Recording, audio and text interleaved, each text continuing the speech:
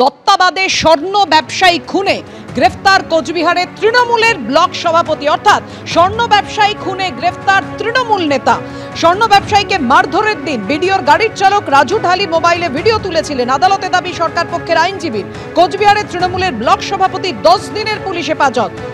আপনাদের জানিয়ে রাখি, আদালতে সরকার পক্ষের আইনজীবীদের দাবি করেছিলেন যে গাড়ির চালক রাজু ঢালি মোবাইলে ভিডিও তুলেছিলেন, সেই ফোন বাজেয়াপ্ত করেছে পুলিশ। আর সেই ফুটেজে কোচবিহারের তৃণমূল নেতার ছবি দেখা গেছে। আর কি হলো আদালতে, সরাসরি কথা বলবো। আমাদের সঙ্গে রয়েছেন আমাদের প্রতিনিধি ময়ূক ঠাকুর চক্রবর্তী। ময়ূক, সজলের সঙ্গে সরাসরি যোগ ছিল এই খুনের। আজকে আদালতে কি হলো? দেখো পাপিয়া, আজকে দুপুর 1:30 নাগাদ এই সজল সরকার, যাকে গতকাল রাত সন্ধেবেলা শিলিগুড়ি থেকে বিধাননগর কমিশনারেটের গোয়েন্দারা গ্রেফতার করেছেন, তারপর তাকে রাত 2টো নাগাদ সল্টলেকের ইলেকট্রনিক কমপ্লেক্স থানা, সেখানে তাকে নিয়ে রাখা হয় সেখানকার লকআপে।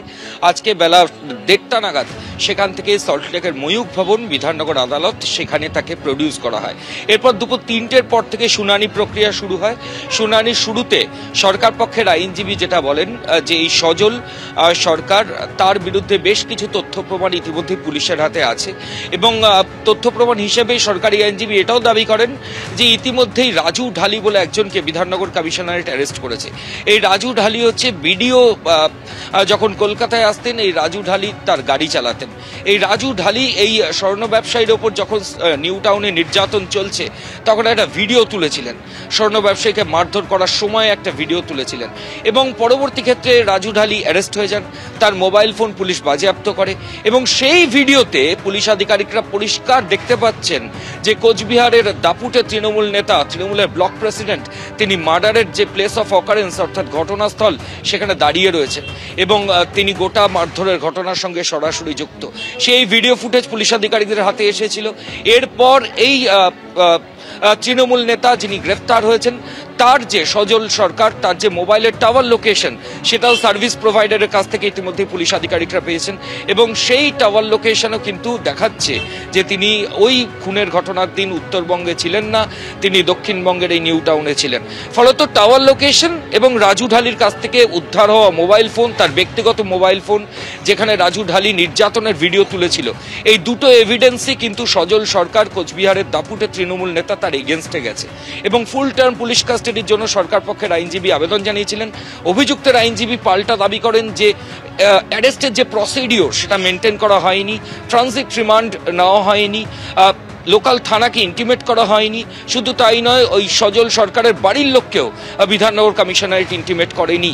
এর উত্তরে সরকারি আইনজীবী জানান সরকার 24 ঘন্টার মধ্যে যদি কাউকে প্রডিউস করতে হয় কলকাতা ওয়েস্ট বেঙ্গলের মধ্যে, সেক্ষেত্রে ট্রানজিট রিমান্ড বাধ্যতামূলক নয়।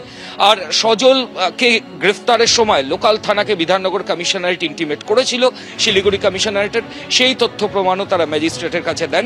দুপক্ষের বক্তব্য শুনে additional chief judicial magistrate Bidhannagar আদালতের 10 দিনের পুলিশ হেফাজতের নির্দেশ দিয়েছেন কোচবিহারের দাপুটে তৃণমূল। আদালতে আজকে সরকার পক্ষের আইনজীবীর কি দাবি ছিল, অবশ্যই ময়ূক তোমার কাছে আরো বিস্তারিতভাবে আসবো, কিন্তু তার আগে আপনাদের সামনে রাখবো সজল সরকারের বাবা দাবি করছেন যে সজল সরকারকে চক্রান্ত ছিল সরানোর জন্য।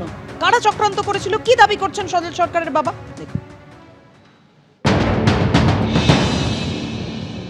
এগুলো চক্রান্ত, হেনস্থা করা।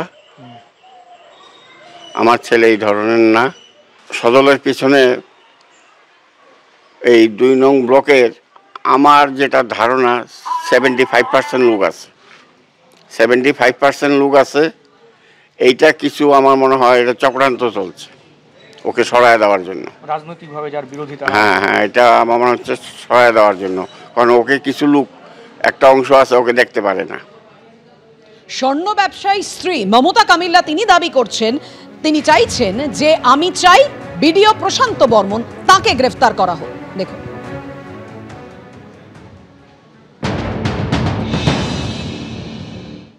আমি বলবো প্রশান্ত বর্মা, সেও হত্যা করেছে আমার স্বামীকে, সেও হত্যা করেছে।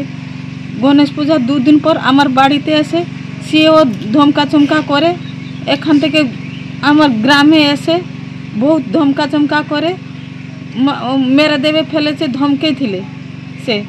কিন্তু আমি চাই সেই প্রশান্ত বর্মা গ্রেপ্তার হোক, তাকে শাস্তি চাই। সে গ্রেপ্তার হলে আমার স্বামীর আত্মা শান্তি পাবে।